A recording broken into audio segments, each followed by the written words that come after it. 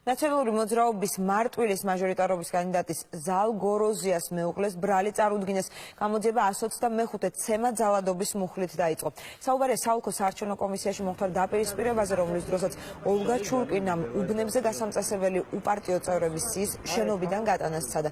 მისი განცხადებით, კონკურსის წესით შერჩევის ნაცვლად კანდიდატები სუსის მიერ იყო დასახელებული და კომისიას სია ქართული ოცნების წარმომადგენელმა მიაწოდა. საოლქო კომისიის წევრის განცხადებით, მეუღლის ნაციონალურ მოძრაობასთან კავშირის გამო ის პოლიტიკური დევნის მსხვერპლია, მისი განმარტებით მიზანი კომისიის შემადგენლობიდან ოპოზიციურად განწყობილი წევრის განრიდებაა.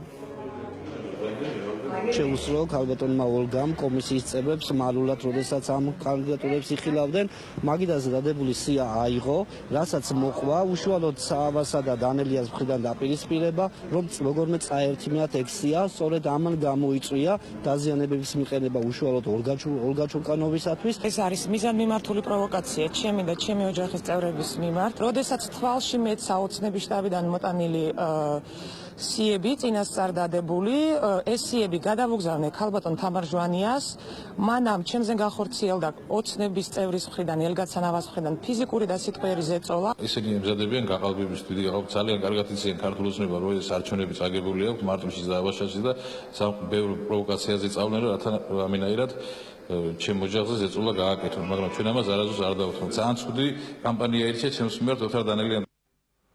რუსთავის ადგილობრივი თვითმმართველობას საბიუჯეტო სახსრების გაფლანგვა